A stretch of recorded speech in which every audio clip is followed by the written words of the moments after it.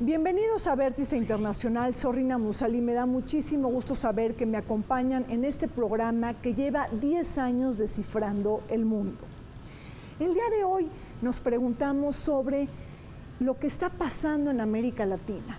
Un momento de efervescencia política, de ebullición social y de malestar colectivo generalizado.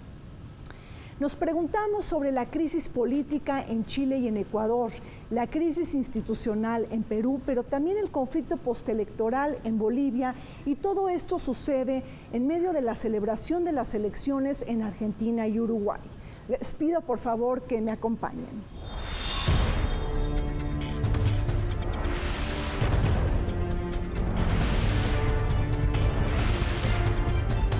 En los últimos meses de 2019, algunos países de América Latina se han visto involucrados por protestas y crisis políticas. En Bolivia por acusaciones de fraude electoral, en Chile por la desigualdad, en Ecuador por la eliminación de los subsidios a los combustibles, en Honduras por la exigencia de renuncia de su presidente o en Haití por la escasez de gasolina y alimentos. En el caso específico de Ecuador, el gobierno de Lenín Moreno adoptó una política económica liberal con reducción del gasto público, acordando con el Fondo Monetario Internacional la obtención de créditos por millones de dólares estadounidenses. A cambio de ello, se anunciaron medidas económicas tales como la liberación del precio de la gasolina y el diésel, la fijación del impuesto al valor agregado del 12% y el pago de contribuciones de ciertas empresas para la inversión en educación, seguridad y salud. Fue así que en Ecuador iniciaron diversas manifestaciones que, en determinados casos, ocasionaron actos vandálicos, de rapiña, obstrucción de vías públicas, así como enfrentamientos con las fuerzas de seguridad federales, lo que obligó al gobierno del país a anunciar el 3 de octubre de 2019 un estado de excepción, el establecimiento de una mesa de diálogo y a derogar 10 días después el decreto 883. Una situación similar se daría en Chile, luego de que el presidente Sebastián Piñera notificara un alza de 30 pesos en el precio del metro, propiciando a que centenares de personas protestaran con evasiones masivas en los torniquetes de acceso y que en casos extremos se produjeran algunos destrozos. El gobierno chileno respondió con un toque de queda y brutalidad policíaca para posteriormente revertir el incremento, pero esto no impidió que las manifestaciones salieran a las calles de distintas ciudades de Chile, demostrando un descontento que no tenía que ver necesariamente con el aumento del precio del subterráneo, sino con la impresión de abuso y discriminación que siente la población de diferentes edades y posiciones sociales. América Latina está aquejada por una serie de turbulencias, una región convulsionada por los cambios de gobierno, los ciclos electorales y las crisis políticas que mucho tienen que ver con la caída de los precios internacionales de las materias primas y la reducción de la bonanza económica. En el último trimestre del año 2019 se realizaron 3 jornadas electorales de la mayor importancia. Comicios generales en Bolivia, en Argentina y también en Uruguay, al tiempo de haberse manifestado 3 crisis políticas en Perú, Ecuador y Chile que volcaron la mirada internacional sobre el acontecer latinoamericano. Esta efervescencia política y ebullición social en América Latina está relacionada con una región antagónica y dispar. Precisamente los 2 países punteros de América Latina, me estoy refiriendo a Brasil y a México, están gobernados por ideologías completamente distintas. Me estoy refiriendo a Jair Bolsonaro en Brasil, el ultraconservador, frente a la izquierda morenista Andrés Manuel López Obrador. Una región que no está siendo apta para la generación de consensos. Podríamos decir que 2019 es el año de la grieta de América Latina. ¿Por qué? Porque hemos visto problemas en países donde no los habían presentado o no de esta manera tan fuerte y de todo tipo. Normalmente habíamos hablado mucho y estaba en medios las crisis en Venezuela, eso ya era una constante, o la crisis crónica en Haití, que de repente no le ponemos mucha atención, pero también hace efervescencia en estos días. Pero ahora resulta que hay otros países donde se presentan crisis importantes. Y además crisis de forma muy violenta. ¿Qué te podría decir? Creo que hay denominadores comunes y luego, por supuesto, habría que entender la problemática peculiar de cada país. es muy importante saber qué está pasando en América Latina, porque somos parte de esta región. Esta región es la región más desigual del planeta. Esto significa que tenemos enormes bastiones de pobreza, pero al mismo tiempo tenemos una élite, una cúpula del poder, que es un poder político, económico y social muy concentrado, que dista muchísimo obviamente, el otro porcentaje enorme, ¿no?, de personas que viven por debajo de la pobreza. Entonces, a diferencia, por ejemplo, de África, que es un continente eminentemente pobre, con un gran porcentaje de pobreza, el nuestro, América Latina, es un continente donde tenemos enormes disparidades sociales, económicas, ¿no? Y las sociales se traducen en disparidades de acceso a todo, a la salud, a la educación, a la infraestructura, a la vivienda. Y esto crea enormes problemas y esto es la causa, realmente la causa profunda de todo lo que está sucediendo ahora en América del Sur. Creo que estamos en un momento que podemos bautizar como la primavera latinoamericana, dado que coincidentemente en estos países, en Ecuador, Perú, Chile, Bolivia, en esta época es primavera, entonces tal cual tenemos el parangón de la primavera árabe con la primavera latinoamericana. En especial, bueno, vemos que no necesariamente el tener gobiernos de filiación izquierdista han logrado objetivos de desarrollo u objetivos que tienen que ver con soluciones a problemas sociales que imperan en la región. Ecuador se convirtió en un campo de batalla política cuando el presidente actual, Lenín Moreno, decretó un paquete de medidas económicas para eliminar los subsidios al combustible.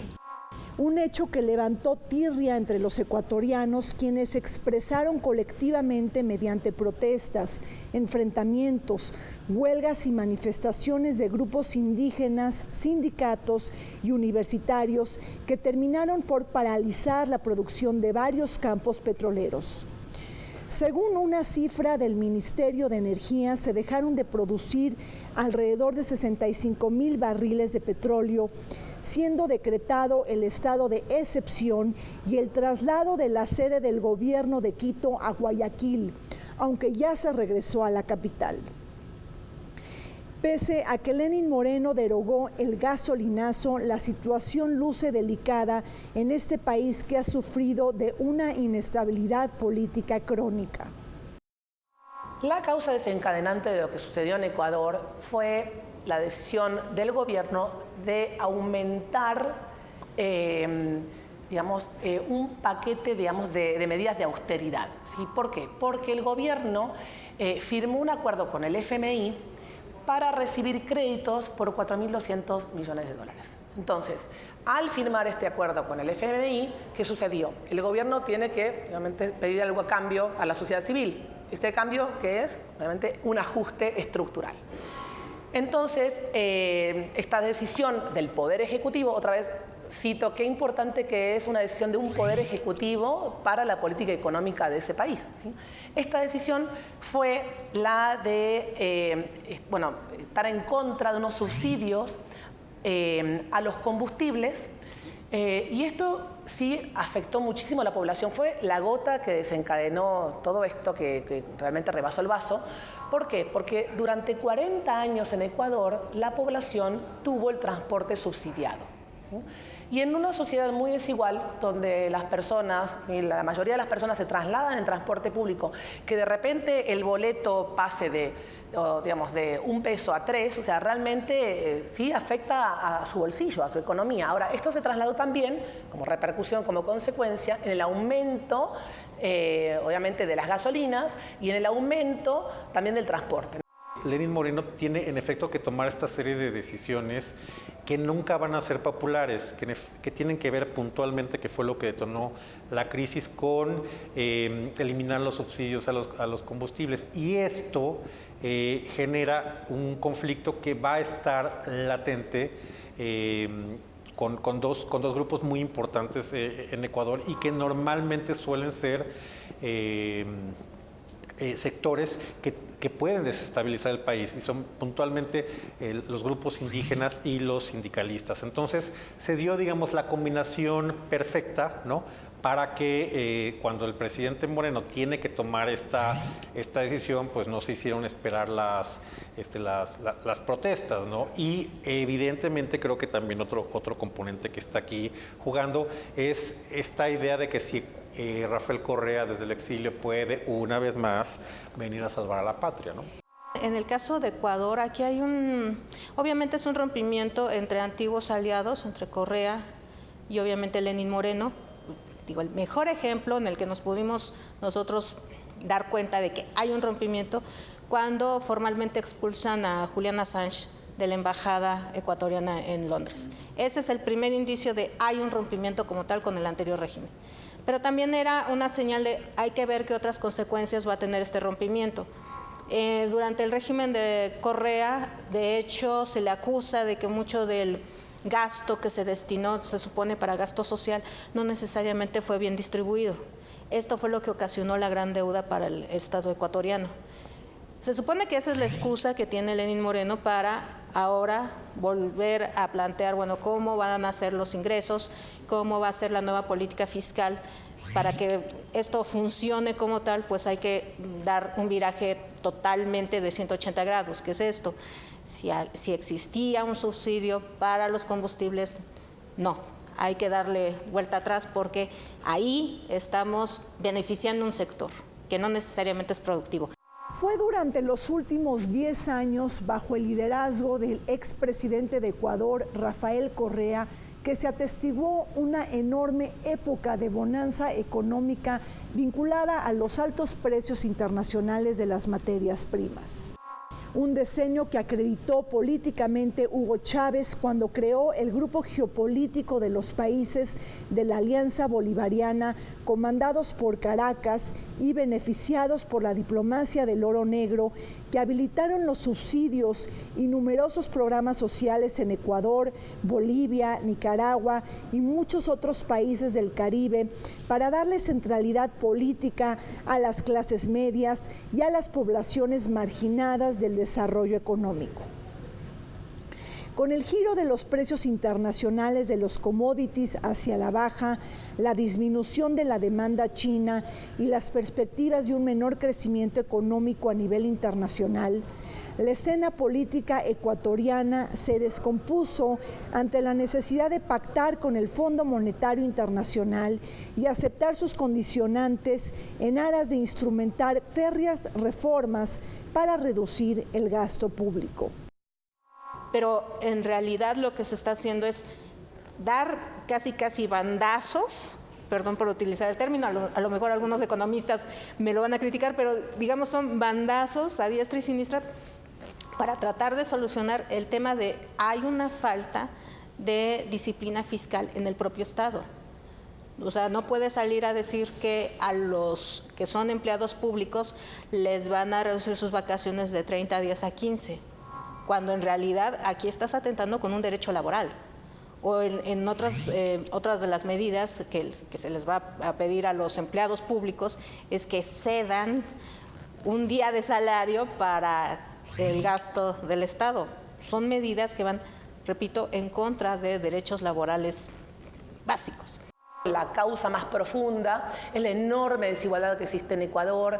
También hay que decir que estas comunidades indígenas están asentadas en lugares donde se encuentran los recursos naturales muy estratégicos. Ecuador es un país petrolero y es un país con enormes riquezas ambientales, me refiero a esto con riquezas que ofrece el medio ambiente y con una cosmovisión indígena muy diferente a la neoliberal, sino a la visión occidental. O sea, los indígenas consideran, a través de su filosofía del buen vivir, es una filosofía que se llama Sumac Causay, en quechua, es una filosofía que cree que el ser humano tiene que estar en equilibrio consigo mismo, en equilibrio con la comunidad y con la naturaleza. Es muy diferente esa forma de vivir bien con el capitalismo extractivista que quiere asegurarse los recursos naturales. Ese era el gran enfrentamiento con el presidente Correa en su administración, que argumentaba que había que extraer esos recursos naturales para el bien del Estado ecuatoriano. Aun cuando el presidente actual de Ecuador, Lenín Moreno, le sirvió como vicepresidente a Rafael Correa, este último exiliado en Bélgica, el duelo político en Ecuador actualmente se toca entre las fuerzas correístas y anticorreístas. Los altercados que han quedado evidenciados para la comunidad internacional. Por ejemplo, el actual presidente Lenín Moreno prohibió la reelección indefinida para obstaculizar la aspiración política del expresidente de Ecuador, Rafael Correa, de regresar al poder. Por otro lado, se dio el encarcelamiento de Jorge Glass, su vicepresidente, quien estuvo vinculado a casos de corrupción con Odebrecht, esta empresa brasileña, así como un giro en el paquete de política exterior cuando Lenín Moreno decidió acercarse estratégicamente hacia Washington. Sin embargo, fue el bloque indigenista, popular y evangélico quien resistió la embestida para reducir el gasto público del Estado. Aquí creo que es importante entender que se trata de una de las rupturas políticas más fuertes de que ha habido en la región, tal vez parecida a la de Santos con Uribe, digamos, de ese nivel de magnitud de ruptura cuando antes integraban un equipo político, ¿no? Y puntualmente en el caso de Ecuador, pues Lenín Moreno ha resultado de alguna manera desconcertante en términos de qué se esperaba de él. Tal vez en términos de continuidad del gobierno y de la línea correísta, pero ha sido una ruptura y al contrario, se ha comportado como un presidente, digamos, un poco más demócrata, liberal, ¿no? Y con una conducción económica muy ortodoxa y siendo en general bastante responsable. Entonces, esta situación que lo deja en un extremo pues un tanto precario porque no cuenta tal vez con todos los recursos económicos y políticos para mantener las decisiones, pues se convirtió en la ocasión perfecta para generar esta crisis política tan violenta que tuvo Ecuador hace 2 semanas, ¿no? El movimiento indígena no es la primera vez que se levanta en Ecuador. Con Correa tuvo muchísimos enfrentamientos.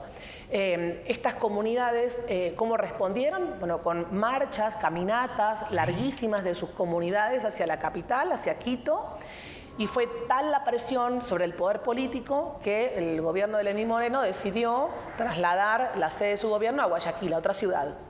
Es decir que sí tuvo un peso importante esta protesta, pero además de los indígenas se le sumaron estudiantes, también la sociedad civil, pero más que nada el interlocutor fueron los líderes indígenas, muy identificados.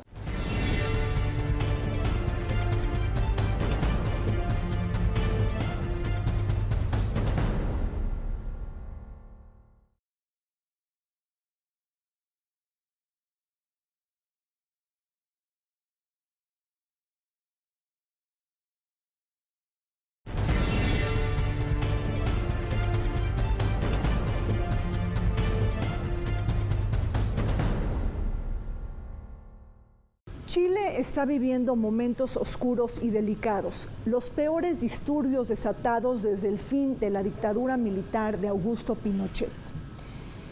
Sin embargo, cabe recordar las protestas y manifestaciones de los jóvenes universitarios altamente endeudados en el año del 2011, estos jóvenes indignados. Sin embargo, en esta ocasión, el malestar social se toca por el alza en los precios del metro, una manifestación que nos muestra el agobio de las clases medias y el enorme desencanto popular. Pero todo esto está sucediendo en un país que se ha considerado dentro de la excepcionalidad latinoamericana. Por lo tanto, vale la pena preguntarse si los gasolinazos, el alza de las tarifas en el transporte y el sistema de reforma a las pensiones puede quitar y tirar a gobiernos electos democráticamente. No olvidemos que el desencanto social y este sentimiento antisistema y esta furia contra la política y los políticos de siempre está presionando para un nuevo reacomodo dentro del juego político, económico y social.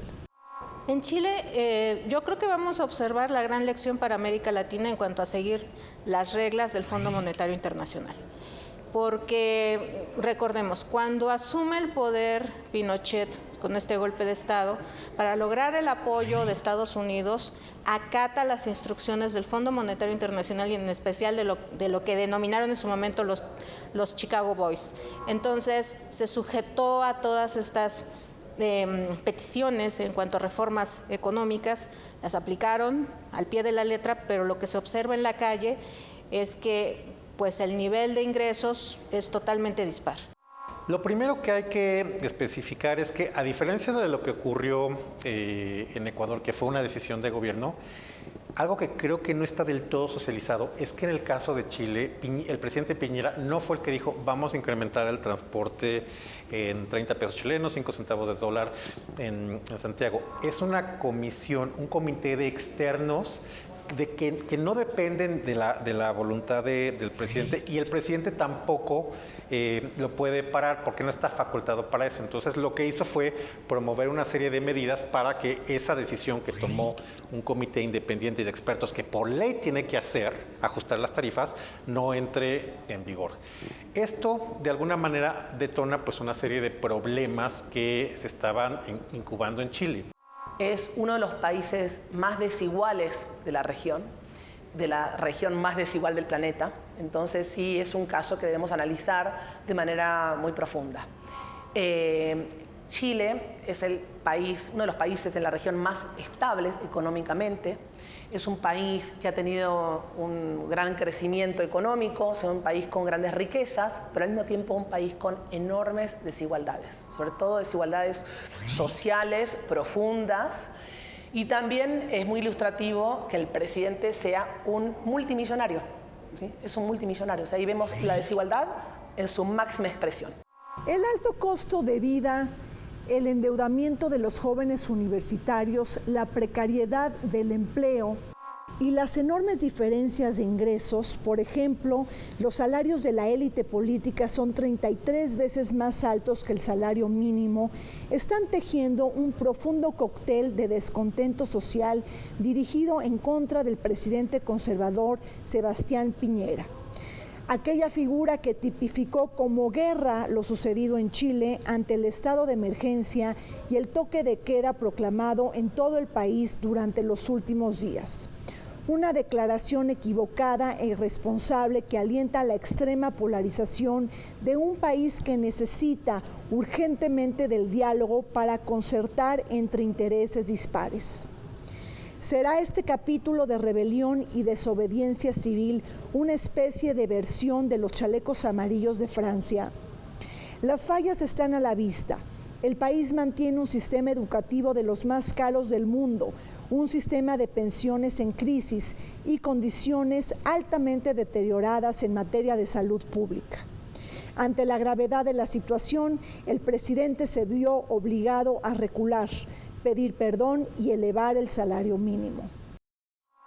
En Chile vemos entonces grandes contrastes. Por un lado, si uno lo ve, ¿no?, con variables macroeconómicas, vemos un país estable, vemos un país en crecimiento, vemos un país con un gran PIB, un país con enormes vínculos internacionales, con grandes acuerdos, que en diciembre se anfitrión de una cumbre de cambio climático de la ONU. O sea, realmente es un país con gran presencia multilateral, regional, interregional, con las grandes regiones del mundo, en acuerdo con China.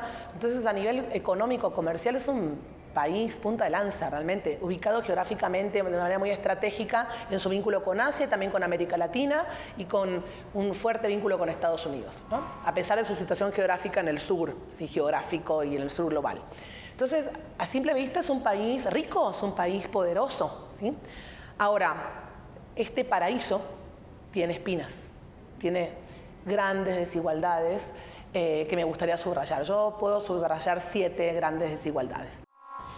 Digamos que este incremento en el costo del boleto del metro pues fue como la punta del iceberg, lo que obviamente motivó a que la gente saliera a decir, oigan, no es que nada más es el costo del boleto del metro, es todo.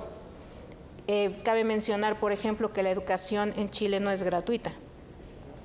Muchos de los estudiantes que salieron a las calles están endeudados, están pagando sus colegiaturas con tarjetas de crédito y eso es totalmente ilusorio, por ejemplo, en México. En México Digamos que eso no lo podemos vislumbrar tal cual como es el impacto. Las personas, por ejemplo, que están pensionadas bajo el actual régimen, que recordemos que nosotros copiamos y que por eso va a ser una gran elección, muchas de estas personas pues no pueden sobrevivir con el régimen de pensiones vigente. Tienen que contratar deuda mediante una tarjeta de crédito para comprar lo indispensable en un supermercado, cosa ilusoria cuando se supone que es para más o menos sobrevivir la última etapa de la vida. Pero son ese tipo de cosas que se fueron acumulando y que obviamente fue el detonante. ¿Qué es lo que ocurre en estos 30 años y que explica la crisis en Chile? Pues yo te diría que son de alguna manera víctimas de su propio éxito, de un modelo de crecimiento y de desarrollo, el cual lleva a Chile a tener pues los mínimos históricos en términos de combate a la pobreza y a la pobreza extrema. Que hace una expansión muy importante en términos de servicios, que tiene a Chile como el país con mejor desempeño en el índice de desarrollo humano, que tiene las mejores tasas de gasto en salud. Pero ¿qué ocurre o por qué se da esta crisis? Esencialmente por algo que podemos llamar la trampa del ingreso medio. Esto es, el ingreso medio en Chile no alcanza para que puntualmente los habitantes de Santiago puedan justamente tener acceso a todos estos servicios y beneficios que son de primer mundo, pero que no pueden pagar. El Palacio de la Moncloa está convulsionado. El presidente Piñera tiene encima la presión de la comunidad internacional de este país miembro de la Organización de Cooperación y Desarrollo Económico y cuando va a organizar dos eventos internacionales de la mayor importancia, la cumbre de la PEC, pero también la COP25 en Chile. Dos eventos de gran musculatura diplomática y comercial que necesitan de estabilidad política, movilidad y certidumbre para llevarse a cabo, evitando dar el penoso ejemplo al mundo de la represión y la militarización. Han sido los condicionantes adversos de la economía internacional aquellos que también han precipitado esta crisis mayúscula, pues la economía chilena de carácter abierta y expuesta a los circuitos mundiales por su extensa red de tratados de libre comercio está padeciendo los estragos de la reducción de la demanda del cobre, la caída del dinamismo asiático y un dólar más fuerte que la hacen menos competitiva cuando atestiguamos las divisas del proteccionismo, la desaceleración económica y la guerra tecnológica y comercial entre Washington y Beijing. Toda esta serie de declaraciones que ha dado en la última semana son simplemente, yo lo interpreto así, como reacciones a tratar de menguar un poco el calor de las protestas. Su primer frase lapidaria fue: esto es una guerra, y está totalmente equivocada.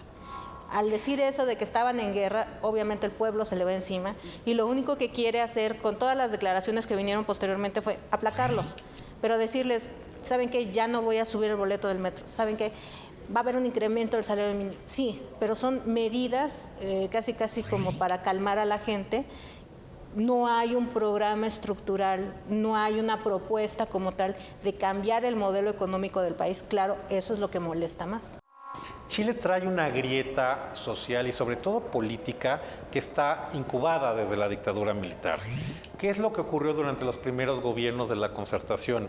De alguna manera, el éxito del modelo económico hizo que no se generaran tantas protestas y tantos conflictos contra el gobierno, pero justo ahora que por el desempeño económico el gobierno ya no tiene todos los instrumentos para poder satisfacer a importantes sectores de la población, pues los herederos, la siguiente generación que peleó o que estuvo en pugna o en conflicto durante la dictadura chilena es la que está fuertemente cuestionando a este gobierno. Entonces hay una polarización que esta ya viene de mucho tiempo atrás. Estamos hablando de 30 o 40 años de un país pues que está muy polarizado y muy dividido políticamente. Entonces, pues este es el momento y la circunstancia propicia para que resurjan todas estas tensiones, ¿no?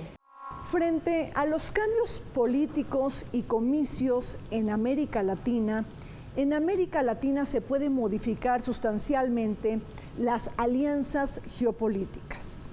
Si bien el actual gobierno de Chile, en manos de Sebastián Piñera, comulga con el conservadurismo e ideología del macrismo, es decir, de Mauricio Macri en Argentina o bien de Mario Abdo Benítez en Paraguay, la posible llegada del enroque de Alberto Fernández y Cristina Fernández de Kirchner amenaza con volcar estas alianzas geopolíticas. Por otro lado, no quitemos del radar el hecho de que se pueda conformar un nuevo bloque geopolítico entre México, Argentina y Uruguay, siempre y cuando este último país gane el Frente Amplio, un bloque de diferentes fuerzas de la izquierda.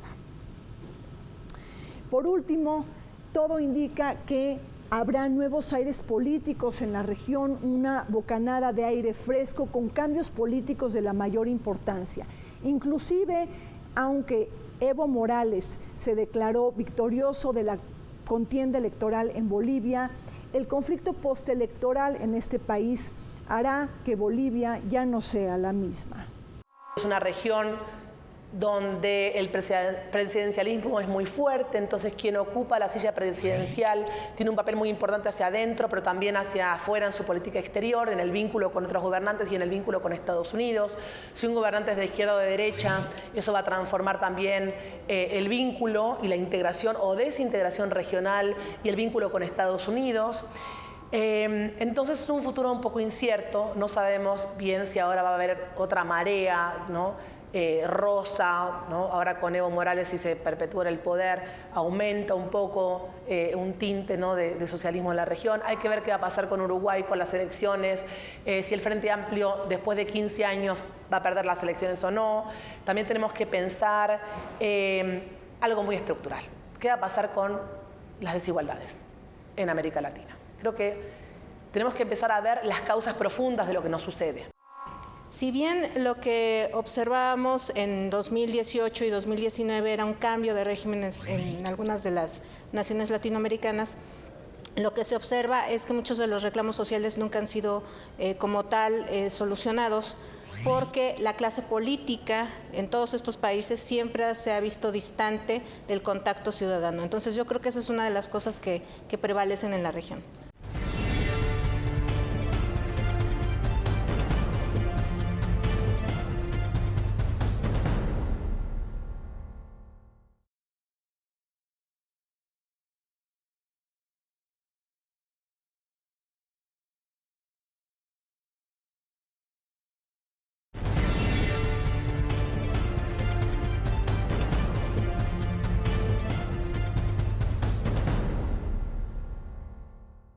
Bolivia celebró elecciones generales el pasado 20 de octubre, una jornada caracterizada por la incertidumbre y el sentimiento de la desconfianza. Desde la celebración de las elecciones primarias, diversos actores políticos y organizaciones ciudadanas denunciaron la inequidad en la competencia electoral y el uso masivo de recursos públicos por parte del actual presidente Evo Morales, quien lleva en el poder 14 años en Bolivia. Sin embargo, el clima de la paz y la tranquilidad se pervirtió a raíz del conflicto postelectoral, pues la oposición denunció la falta de independencia del Tribunal Supremo Electoral. Fueron incendiados los tribunales electorales departamentales de Chuquisaca, de Tarija y de Potosí, en donde el principal candidato opositor, Carlos Mesa, se impuso sobre Evo Morales, según informaciones de los resultados preliminares. Curiosamente, Bolivia es como la estrella del continente, ¿no? En términos del desempeño económico, considerando también el tamaño de economía que tiene y los enormes desafíos sociales a resolver. Y sí, ha sido un gobierno bastante eficiente, considerando que el ciclo económico ha acompañado a Bolivia. Pero también recientemente hay que entender que yo creo que uno de los problemas fundamentales que tienen que ver con el descontento hacia la gestión de Evo Morales pasa por tomar decisiones políticas que creo que no fueron las mejores. ¿Qué sucedió? Llega al poder hace 13 años el primer presidente indígena. Entonces, ante este contexto fue muy importante ese cambio. ¿sí? Entonces, ¿cuál fue el acierto de Evo Morales? Que llega al poder este presidente y ha tenido en los últimos años una estabilidad económica. No estamos diciendo que solventó, digamos, que solucionó la desigualdad en Bolivia, pero sí ha crecido a un promedio del 5% anual el PIB en Bolivia. ¿Y qué ha hecho? Nacionalizó los hidrocarburos, ¿no?, con su política socialista, y eso le ha dado digamos, suficientes fondos como para promover un aumento del gasto social, ¿no? Entonces esto ha sido un acierto para lograr, ¿no?, acortar un poco estas brechas sociales en Bolivia. La situación económica es buena. De hecho, es de los pocos países que al 2018 logró erradicar la pobreza extrema. Se le criticó mucho esto de la nacionalización de los hidrocarburos, pero lo que obtuvo fue ingresos que se destinaron al gasto social. Es decir, todos los programas sociales que en su momento presentó para combate a la pobreza y en especial para elevar el nivel educativo, pues sí fue destinado el dinero en esos rubros. De hecho, la tasa de, digamos, de mortandad infantil se redujo, en tanto que la edad, digamos, la edad promedio se incrementó en cuanto a el nivel, obviamente, de vida óptimo, 70 años. Y es decir, una serie de datos que pueden decir si hay un buen desempeño. El escenario político en Bolivia se oscureció cuando se interrumpió el TREP, el sistema de transmisión de resultados electorales preliminares, que marcaban una tendencia clara y certera hacia la segunda vuelta electoral o el balotaje entre el presidente Evo Morales, quien busca gobernar, por cierto, hasta el año 2025, cuando se cumplen los 200 años de la independencia de Bolivia, y Carlos Mesa, el candidato de Comunidad Ciudadana, siendo la figura más visible y puntera de la oposición. Con un avance de más del 83% de las boletas verificadas, se suspendió de manera no esperada la divulgación de datos, un hecho considerado por la Organización de Estados Americanos de inexplicable y sin justificación, lo que prendió la sospecha del fraude electoral, la palabra que utilizó una y otra vez Carlos Mesa, el principal contendiente de Evo Morales, el presidente que ha contraatacado denunciando un golpe de Estado. Todo lo anterior ha volcado el futuro político de Bolivia, abriendo dudas sobre el respeto de la voluntad ciudadana, la práctica democrática y la integridad del rally electoral. Evo Morales obviamente lo que quería era asegurar un tercer mandato, un cuarto mandato que le permitiera perpetuarse. Ese es yo creo que ese es el grave error de todos estos líderes que en algún momento llegaron con una bandera, pero al final se quieren perpetuar en el poder. Y ese es el caso de Evo.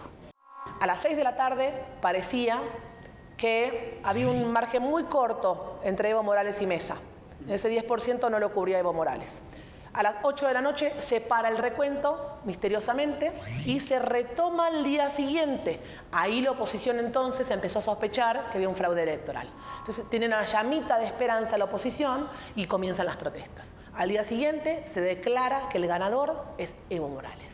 Entonces esto realmente trae enormes sospechas dentro y fuera de Bolivia, de que aquí hubo un fraude electoral. Finalmente, hoy, con el recuento del 99.9% de los votos, dan como ganador a Evo Morales con el 47% y con un 10.38% de diferencia con Mesa.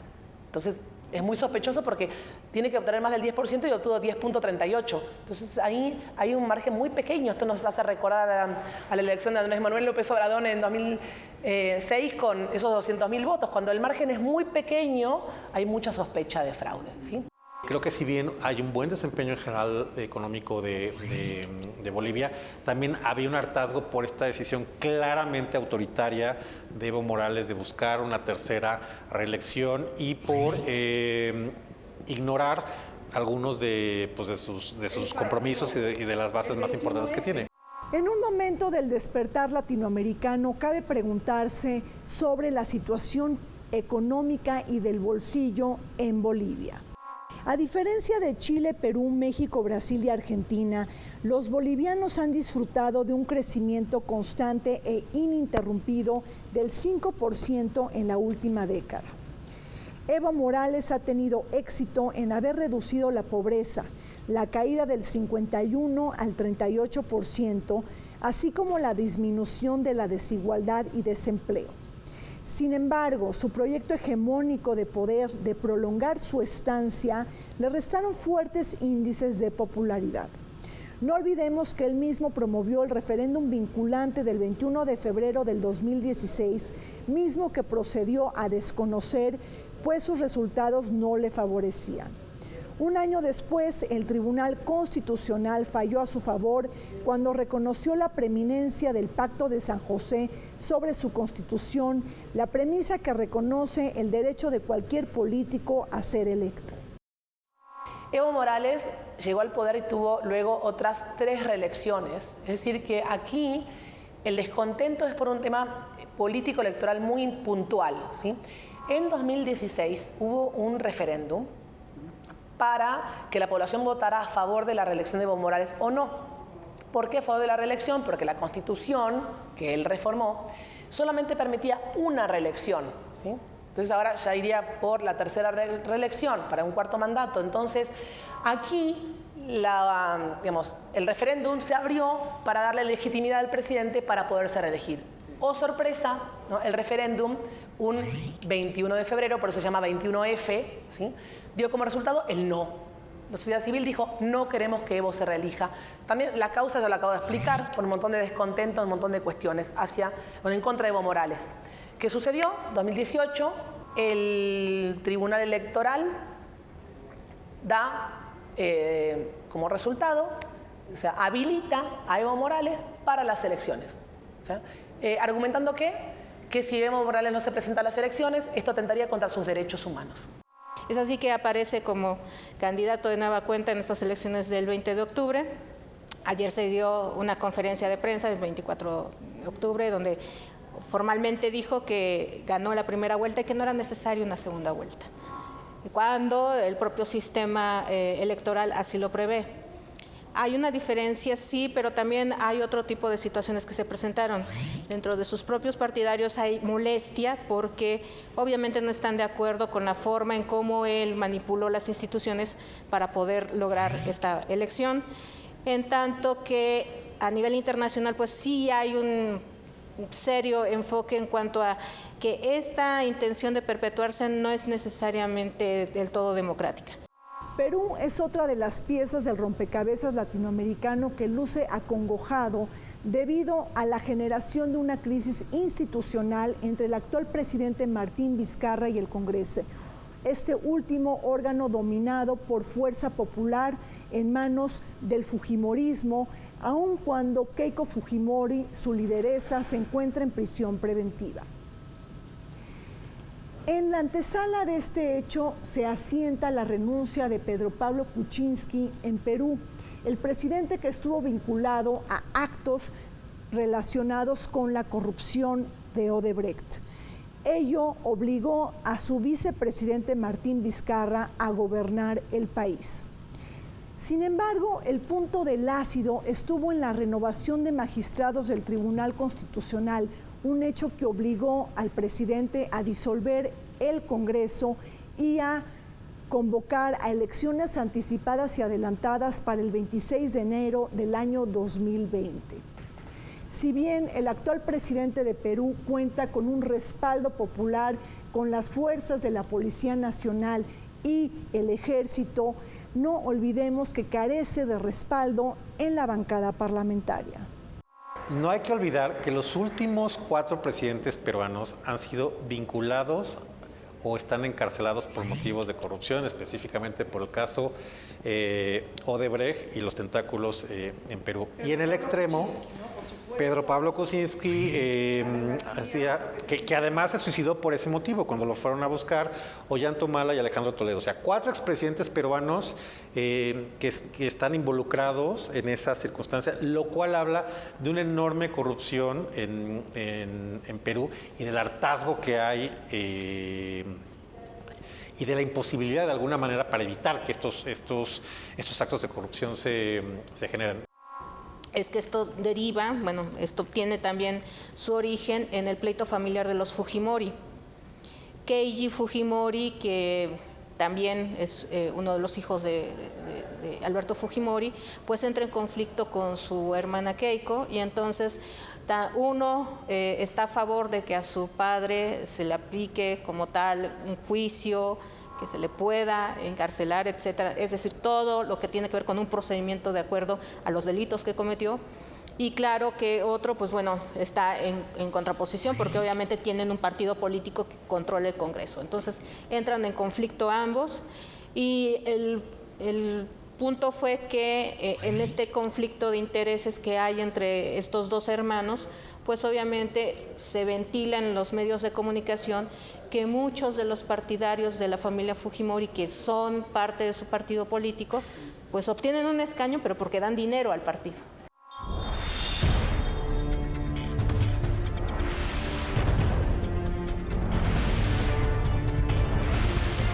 Se nos acabó el tiempo en Vértice Internacional. Soy Lina Musali. Les pido que nos acompañen todos los martes a las 9 de la noche en este programa sobre el acontecer mundial y sus impactos para México.